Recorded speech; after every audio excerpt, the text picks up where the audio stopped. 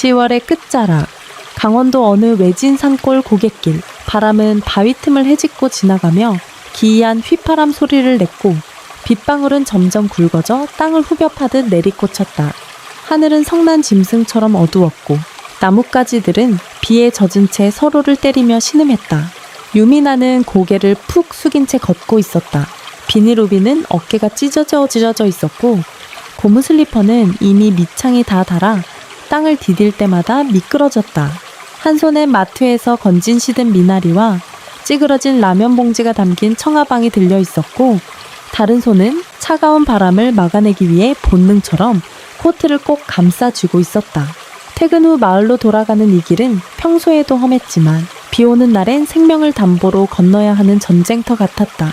그런데 바로 그 순간 그녀의 눈에 희미한 불빛 하나가 번쩍하고 번졌다. 벼락인가 싶었지만 그것은 다름 아닌 숲 아래로 굴러떨어진 차량의 헤드라이트였다. 차가 뒤집혔나? 잠시 주춤하던 그녀는 이내 무언가에 이끌린 듯 미끄러운 흙길을 따라 아래로 내려갔다. 비에 젖은 풀을 헤치며 조심스럽게 다가가자 검은 SUV 한 대가 비탈에 처박혀 있었다.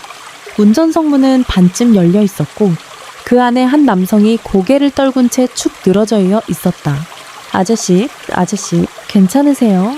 대답이 없었다. 유미나는 손을 떨며 남성의 목덜미에 손가락을 대보았다. 희미하지만 느껴지는 맥박, 살아있었다. 어두운 빛 속 휴대폰은 신호가 불안정했고 긴급 전화도 연결되지 않았다. 이 고갯길에 다른 차가 지날 가능성도 거의 없었다. 지금 구조 요청을 하더라도 구급대가 도착할 무렵에 남자는 이미 저천증에 빠질지도 몰랐다. 미나는 한숨을 크게 쉬었다. 그녀는 깊은 숨을 들이쉬고 말없이 차문을 더 열고 그의 몸을 끌어냈다. 양복은 이미 비에 젖어 무거웠고 남자의 몸무게는 허리를 짓누르듯 묵직했다. 이럴 땐 그냥 모른 척하는 게 맞았을까? 그녀는 중얼이며 비틀거리는 다리로 남자를 등에 업었다. 진흙탕에 발이 빠졌다가 빠져나오고 바위에 미끄러져 무릎이 찢어졌지만 그녀는 멈추지 않았다. 그저 눈을 감고 마음속으로 된대했다. 이 사람 살려야 돼. 3시간 가까이 걸려 그녀는 겨우겨우 자신이 사는 외딴 오두막집에 도착했다. 덜컥덜컥 삐걱거리는 나무 문을 열자 방 안엔 희미한 기름 램프 불빛과 마른 기침 소리가 뒤섞여 퍼졌다. 미나야, 이 밤에 그게 누구냐? 침대에 누워있던 어머니가 놀라 눈을 부릅떴다. 사고 당한 분이에요. 고갯길 아래서 그냥 두면 안 될 것 같아서. 어머니는 당황했지만 이내 이불을 털어 일어났다. 그리고는 중얼거리듯 말했다. 그나마 다행이네. 아직 숨이 붙어 있다니. 미나는 남자를 조심스럽게 부엌 옆 나무 침상에 눕히고 촛불을 더 밝혀 방 안을 환하게 만들었다. 곧장 장독대 옆에서 생강을 갈아 따뜻한 물에 끓였고 낡은 약 상자에서 해열제를 꺼내어 준비했다. 어머니는 남자의 얼굴을 조심스럽게 닦아주며 혼잣말을 했다. 손이 곱네. 일한 해본 손이야. 그 말에 유미나는 본능처럼 자신의 굳은 살 박힌 손바닥을 내려다보았다. 너무 다른 세계의 손. 그녀는 문득 자신이 어리석은 선택을 한 건 아닐까 하는 생각이 스쳤다. 그러나 이미 그를 등에 업은 순간 그녀는 마음속으로 결심했었다. 내가 구한 사람 살아야 해. 그 밤 미나는 잠들지 않았다. 그녀는 남자의 곁에 앉아 젖은 수건으로 그의 이마를 자주 닦아주었다. 밖에서는 비가 여전히 철썩이며 지붕을 때렸고 바람은 창호지 사이로 스며들며 집안을 흔들었다. 그녀의 눈동자는 촛불처럼 흔들리고 있었지만 그 속엔 어떤 불꽃 하나가 분명히 피어오르고 있었다. 그 불꽃이 어떤 희망의 시작이 될 줄 그땐 미나 자신도 몰랐다. 새벽녘 비는 잦아들고 회색빛 하늘 아래 강원도의 산들은 안개에 둘러싸여 마치 수묵화처럼 흐릿하게 번지고 있었다. 바깥에선 장독대에 떨어지는 물방울 소리, 지붕 위를 걸어가는 고양이의 조심스러운 발자국, 그리고 먼 곳에서 들려오는 산사의 울음이 조용히 새벽을 알렸다. 유미나는 뜬 눈으로 밤을 새웠다. 그녀는 아직 잠든 남자의 곁에 앉아 작은 숯불 위에서 끓인 흰죽 한 그릇을 조심스럽게 식히고 있었다. 배는 전날 점심 이후 아무것도 먹지 않아 이미 꺼져 있었지만 그녀의 손은 오직 그 사람이 깨어나길 바라는 마음으로만 움직였다. 그리고 그 순간 작게 신음하는 소리와 함께 침상 위의 남자가 천천히 눈을 떴다. 여기는 어디죠? 그의 목소리는 쉬고 거칠었지만 또렷했다. 유미나는 반사적으로 일어섰다. 여긴 제 집이에요. 어젯밤에 고갯길 아래서 차가 넘어져 있는 걸 발견했어요. 전화도 안 터지고 도와줄 사람도 없어서 그냥 제가 데리고 왔어요. 박준호는 침상에 누운 채 천장을 바라보며 멍하니 숨을 골랐다. 벽에 걸린 촛농이 흐른 등잔, 구멍난 창문 사이로 들어오는 바람, 그리고 방 한 구석에 놓인 장작더미. 그는 입고 있던 셔츠 소매를 만져보다가 그제야 깨달은 듯 조용히 물었다. 그럼 날 여기까지 데리고 오느라 당신이... 유미나는 잠시 머뭇거리다 고개를 끄덕였다. 예, 제가 업고 왔어요. 길이 미끄럽고 집까지는 대략 3시간 정도 걸렸어요. 그녀는 무릎을 굽혀 바지를 걷었다.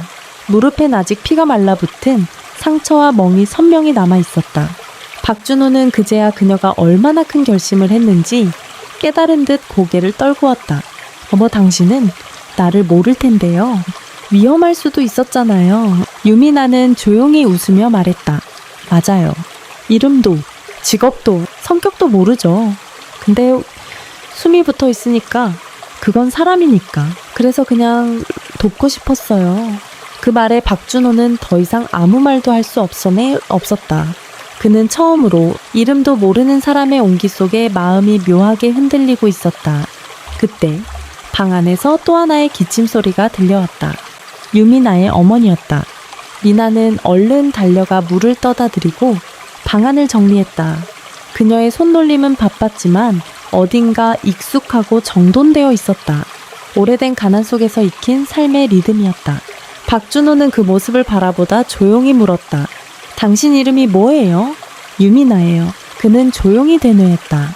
유미나, 이름이 참 좋네요. 저는 박준호입니다. 그 순간 두 사람 사이엔 짧지만 깊은 침묵이 흘렀다.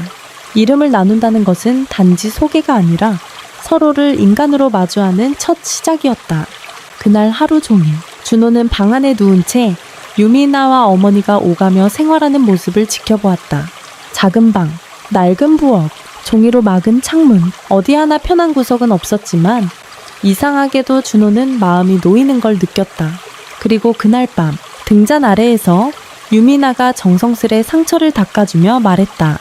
혹시 도와드릴 사람 있으면 연락하세요. 폰 충전기는 죄송해요. 우리 집엔 쓸만한 게 없어요. 제 전화기도 잘 안 터지고. 그 말에 박준호는 웃으며 주머니에서 자신의 스마트폰을 꺼냈다. 아직 배터리가 조금 남아 있었다. 그는 번호 하나를 눌러 조용히 말했다. 영훈아, 나야. 지금 강원도 쪽이야. 차 사고 났어. 내 집무실 열쇠랑 검은 가방이랑 약 챙겨서 당장 여기로 와. 정확한 위치는 보내줄게. 잠시 후 그는 유미나를 향해 고개를 돌렸다. 혹시 당신 내게 한 가지 부탁을 들어줄 수 있을까요? 네, 내가 도와주고 싶은 사람이 있어요. 근데 나 혼자 하면 믿지 않을지도 몰라요. 당신 같은 사람이 곁에 있어야 사람들이 그 진심을 믿을 거예요. 그 말에 유미나는 잠시 말을 잇지 못했다. 그러나 그녀의 눈빛 속엔 처음으로 작은 희망의 불씨가 피어오르고 있었다. 아직도 비닐 우비는 젖어 있었고 바닥은 차가웠지만 그녀는 처음으로 어떤 문이 열리고 있다는 걸 느꼈다. 며칠이 지났다. 비는 멈췄고 하늘은 맑게 개었지만 공기 속엔 아직도 축축한 산내음이 남아 있었다. 유미나의 집엔 여전히 조용한 아침이 흘렀고 박준호는 아직 침상에 누운 채 회복 중이었다. 하지만 그저 누워만 있던 남자는 아니었다. 하루하루가 지날수록 그는 이 작은 집의 구석구석을 눈으로 익혔다. 낡은 벽, 터진 쌀자루, 바닥이 갈라진 부엌, 환자용 침대 위에 놓인 약 봉지들. 무엇보다도 그 모든 것 속에서도 묵묵히 움직이는 유미나의 뒷모습이 계속 눈에 밟혔다. 그녀는 새벽이면 일어나 산 아래 마을로 내려가 아르바이트를 했다. 식당, 세탁소, 가끔은 마트 청소까지. 점심 무렵엔 집으로 돌아와 어머니에게 약을 먹이고 죽을 끓이고 다시 또 산을 내려갔다. 밤늦게 돌아와선 불을 떼고 박준호의 상처를 확인하고 다음날 아침 도시락을 싸놓는 일까지 준호는 처음엔 그저 감사한 마음뿐이었다. 그러나 어느 순간부터 그는 점점 그녀의 삶을 감상하는 사람이 아니라 같이 나눠야 하는 사람처럼 느끼기 시작했다. 어느 날 저녁, 그는 작은 힘을 내어 침상에서 일어나 부엌 근처까지 걸어갔다. 그의 다리는 아직도 불안정했지만 마음은 단단했다. 괜찮으세요? 왜 침대에서 나왔어요? 유미나가 놀라며 달려왔지만 준호는 웃으며 고개를 저었다. 그냥 앉아서 도와주고 싶어서요. 손이라도 빌려드릴 수 있을까 해서. 그날 저녁, 그들은 처음으로 함께 밥을 지었다. 유미나는 된장을 풀고 준호는 물을 깎았다. 처음엔 어색했지만 점점 두 사람의 말투도 자연스러워졌고 부엌 안엔 조용한 웃음이 흘렀다. 식탁에 둘러앉아 된장찌개와 묵은지, 말린 나물 반찬을 앞에 두고 앉았을 때 준호가 조용히 입을 열었다. 미나 씨는 항상 이렇게 살아왔어요. 그녀는 잠시 멈칫했지만 이내 고개를 끄덕였다. 네. 아버지는 제가 중학생 때 돌아가셨어요. 어머니가 쓰러지신 건 벌써 3년 전이고요. 그 이후엔 매일이 똑같아요. 돈 벌고, 약 사고, 밥 짓고, 아플 겨를도 없어요. 그 말에 준호는 조용히 젓가락을 내려놓았다. 이런 말하면 이상할 수도 있지만 그게 너무 마음 아프네요. 유미나는 잠시 그를 바라보다 낮은 목소리로 웃었다. 전 그냥 하루하루 살아낸 것 뿐이에요. 대단한 것도 아니고 특별한 것도 아니고요. 근데 준호 씨는 어떤 삶을 살아왔나요? 그는 순간 아무 말도 하지 못했다. 수많은 회의실, 접대, 보고서, 계약서, 브랜드 슈트, 그리고 그 안에서 점점 사라져 갔던 자기 자신. 그는 침묵 끝에 조용히 말했다. 저는 늘 돈을 많이 벌었고 많은 사람들에게 존경도 받았어요. 근데 이상하게 아무것도 남지 않았어요. 사고 나기 전 정말 죽는 줄 알았을 때 제일 먼저 떠오른 게 이력서도 아니고 회사도 아니고 그냥 후회뿐이었어요. 그 말에 유미나는 그의 눈을 깊이 바라보았다. 두 사람은 말없이 밥을 먹었고 밖에선 매미 소리가 여름을 알리는 듯 울려 퍼졌다. 그날 밤 잠들기 전 유미나는 오래된 일기장을 꺼냈다. 그 속엔 그녀의 꿈이 조심스레 적혀 있었다. 작은 카페를 열고 싶다. 사람들과 따뜻한 차를 나누며 웃고 싶다. 누군가 하루에 지쳤을 때 지쳤을 때 쉴 수 있는 그런 공간. 그녀는 그 페이지를 읽으며 조용히 속삭였다. 아직 늦지 않았겠지. 그리고 그 시간 옆방에서 박준호는 창문 너머 별이 떠있는 하늘을 보며 같은 생각을 하고 있었다. 이젠 나도 무언가를 남겨야 할 때가 아닐까. 그저 숫자가 아닌 사람을 위한 삶을. 다음날 아침 강원도에 사는 아침 안개에 휩싸여 마치 다른 세계처럼 고요했다. 지붕 위엔 햇살이 부드럽게 내려앉고 유미나의 집 앞 마당엔 이슬을 머금은 들꽃들이 고개를 살짝 든 채 바람에 흔들렸다. 그 고요함 속에서 박준호는 종이 한 장을 꺼내 무언가를 정리하고 있었다.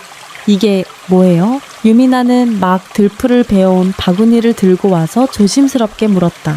준호는 머쓱한 듯 웃으며 그 종이를 내밀었다. 혹시 카페를 열고 싶다는 생각 여전히 있어요. 유미나는 순간 깜짝 놀란 표정을 지었다. 그걸 어떻게... 어젯밤 주무시는 줄 알고 물 좀 가지러 왔다가 일기장 펼쳐진 거 봤어요. 미안해요. 일부러 본 건 아니에요. 유미나는 얼굴이 붉어졌지만 증겨하니 짐 이내 조용히 고개를 끄덕였다. 뭐지? 사실 그 꿈 오래전부터 마음속에 있었어요. 근데 항상 먹고 사는 게 급해서 꿈은 사치라고만 생각했죠. 그 말을 들은 준호는 고개를 천천히 저으며 말했다. 그건 사치가 아니라 당신 같은 사람에겐 꼭 필요한 일이에요. 그래서 생각했어요. 만약 내가 도와줄 수 있다면 우리 둘이 함께 카페를 열어보는 건 어때요? 네. 유미나는 말문이 막혔다. 이곳 강원도 산자락 아래 자연도 있고 조용하고 무엇보다도 따뜻한 사람. 유미나 씨가 있으니까요. 내가 자본과 운영 경험이 있으니 시작만 하면 뒷받침할 수 있어요. 물론 강요하는 건 아니에요. 그냥 함께 해보고 싶다는 생각이 들었어요. 그 제안은 유민에겐 마치 바람 한 점 없는 호수 위에 떨어진 작은 돌멩이 같았다. 그녀의 마음에 조심스럽게 울림을 만들어냈다. 그날 오후 두 사람은 함께 마을 아래 빈 창고를 둘러보았다. 예전엔 양곡 보관소였던 낡은 건물. 지붕엔 구멍이 났고 벽은 군데군데 갈라졌지만 창 너머로 들어오는 빛은 따스하고 나무 바닥은 아직 단단했다. 보이세요? 저기 저 코너에 작은 책장 두면 좋을 것 같지 않아요. 책 읽는 공간처럼요. 유미나는 신나서 손을 흔들며 공간을 설명했고 준호는 그 모습을 보며 미소 지었다. 그리고 이쪽은 말린 국화차나 머위차 같은 지역차 진열대. 우리 마을 할머니들이 만드는 거 있잖아요. 그걸 살짝 전면에 너무 촌스러울까요? 아니요. 전혀요. 오히려 그게 이곳만의 매력? 이제네이죠. 두 사람은 마치 오래전부터 같은 꿈을 꾸어온 것처럼 그렇게 자연스럽게 아이디어를 주고받았다.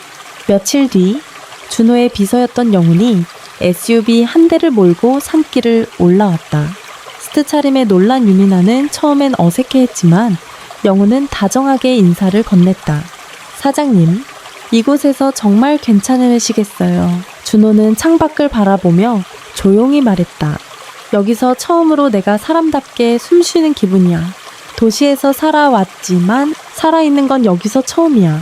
그 말에 영훈도 고개를 끄덕였다. 그날 밤 준호는 다시 유미나와 마주 앉았다. 따뜻한 국화차를 한 잔 나누며 그는 말했다. 이건 단순한 제안이 아니에요. 이건 나 스스로를 바꾸고 싶어서 하는 거예요. 만약 유미나 씨가 함께 해준다면 정말 큰 힘이 될 거예요. 유미나는 오래도록 말이 없어졌다. 그리고 조용히 고개를 끄덕였다. 해볼게요.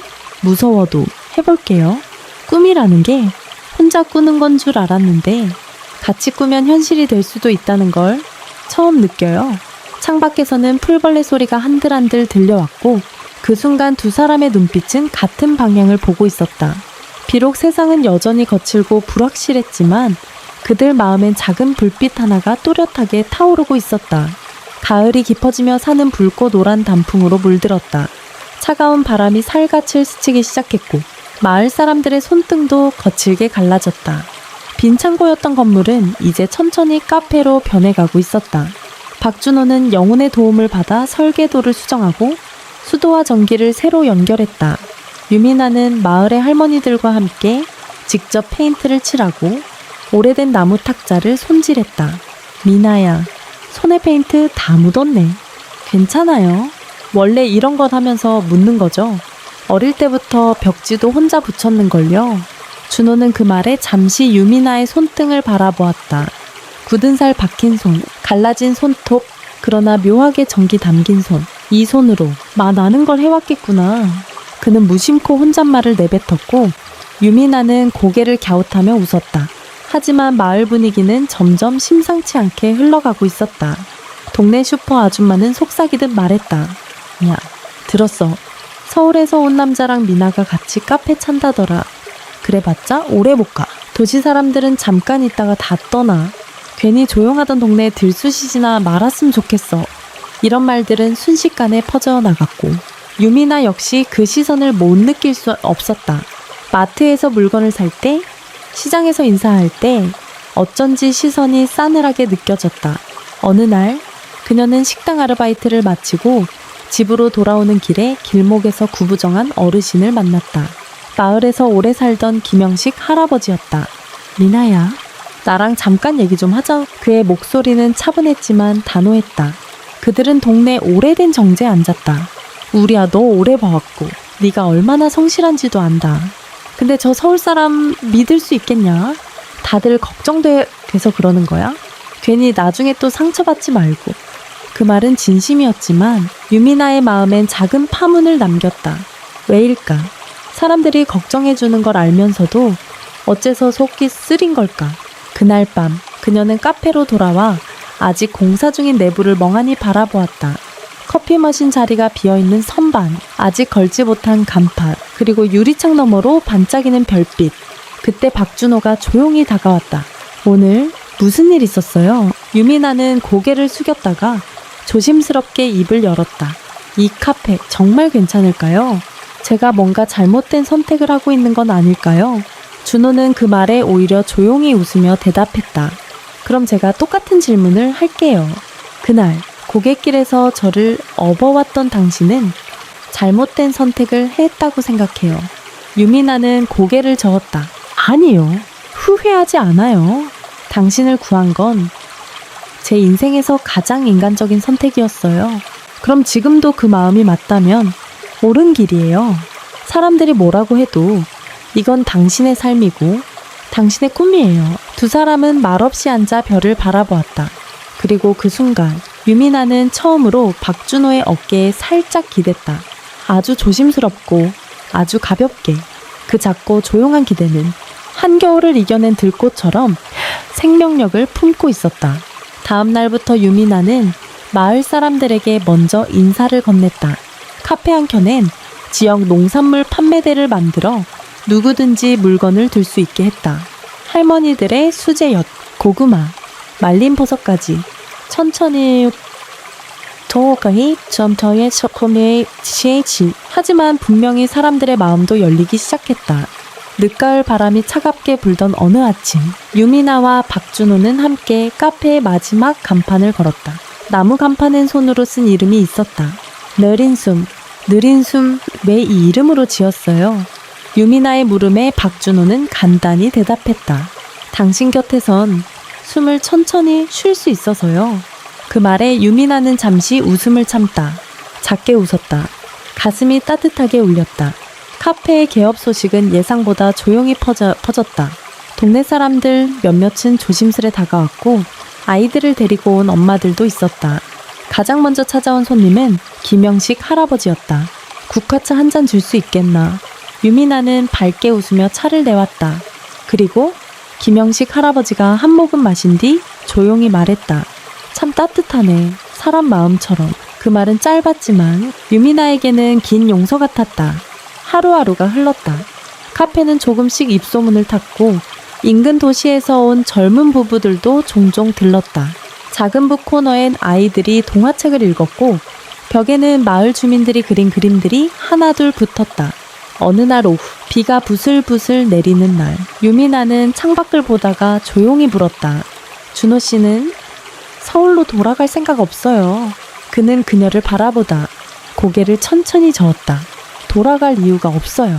여기서 매일이 살아있는 느낌이에요. 무너진 적이 있는 사람만이 다시 쌓아올릴 줄 아는 거니까요. 그 말은 유미나의 가슴에 오래도록 남았다. 그녀는 여전히 어머니를 돌보며 일하고 가끔은 지치기도 했지만 이제는 더 이상 혼자가 아니었다. 한 달 뒤 카페에선 첫 번째 마을 음악회가 열렸다. 손님들이 가져온 작은 악기, 마을 아이들의 노래, 청년들의 기타 연주, 그리고 마지막 순서로 유미나가 준비한 시 한 편이 낭독되었다.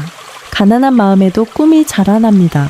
당신이 잡아준 손 안에서 그 꿈은 천천히 숨을 쉽니다. 그리고 우리는 오늘 함께 이 공간을 만들어냈습니다. 당신이 있어서 내가 살아갑니다. 그 시가 끝났을 때 사람들은 조용히 박수를 보냈다. 그리고 박준호는 눈빛으로 대답했다. 나도 그래요. 당신이 있어서 내가 살아갑니다. 그날 밤 두 사람은 카페 뒤 작은 평상에 앉아 있었다. 별은 유난히 밝았고 바람은 고요했다. 유미나 씨, 네, 이제 그냥 미나라고 부르면 안 될까요? 그녀는 놀란 듯 그를 바라보다가 이내 고개를 끄덕이며 말했다. 그럼 저도 준호라고 부를게요. 그 순간 어떤 약속도 고백도 필요하지 않았다. 두 사람의 이름만으로도 이미 충분히 마음은 닿아 있었다. 겨울이 찾아왔다. 강원도 상이 쓸갠 첫눈이 조용히 내렸고 느린 숨 카페의 처마 밑엔 고드름이 조용히 자라고 있었다. 나무 탁자 위엔 뜨거운 유자차에서 김이 피어오르고 가게 안엔 장작 타는 소리와 조용한 재즈 음악이 배경처럼 흐르고 있었다. 박준호는 오늘도 창가 자리에 앉아 손님들에게 인사를 건넸다. 그의 표정은 이전과 달리 말없이 미소 짓는 법을 알고 있었고 사람들을 재촉하지도 가르치려 들지도 않았다. 준호 씨, 유미나가 스웨터 위에 목도리를 두른 채 커피잔을 내려놓으며 다가왔다. 오늘 특별한 날인 거 알아요. 준호는 잠시 생각하더니 눈을 동그랗게 떴다.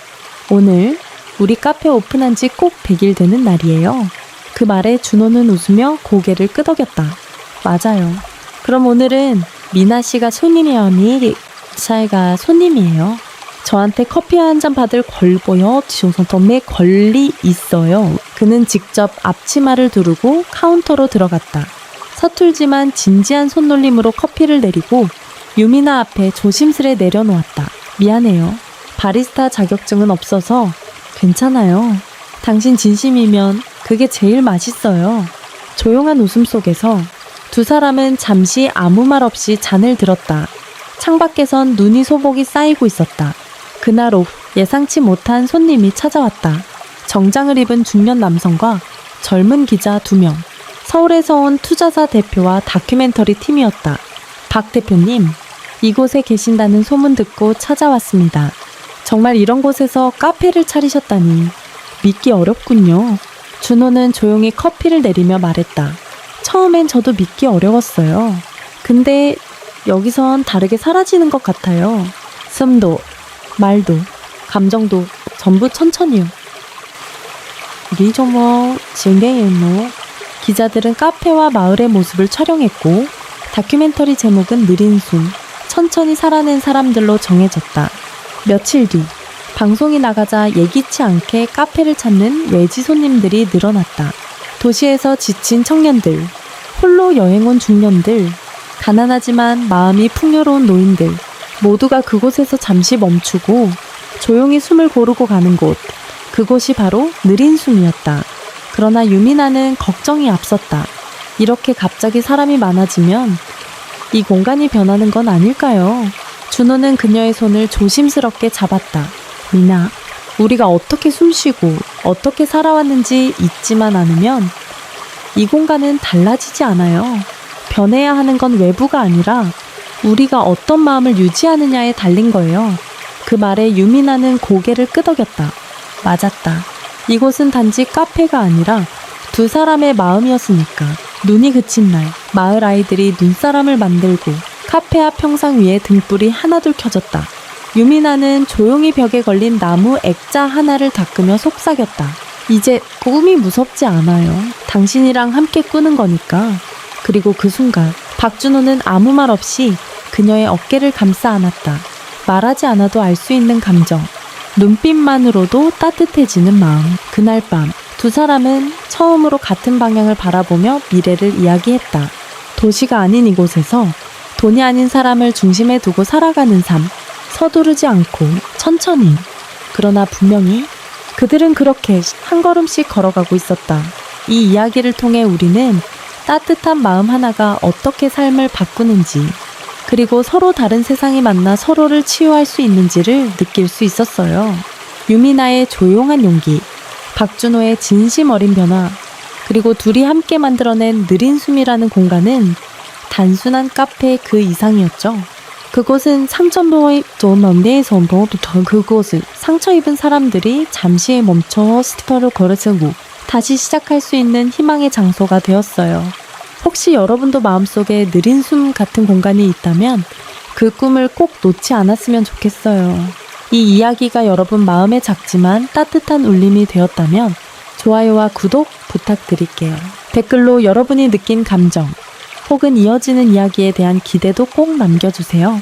많은 분들의 응원이 있다면 다음 편에서도 유미나와 준호의 더 깊은 이야기, 그리고 새로운 인연들이 어떻게 펼쳐지는지 함께 나눌게요. 우리 함께 천천히 그러나 깊이 있는 이야기 속으로 걸어가요.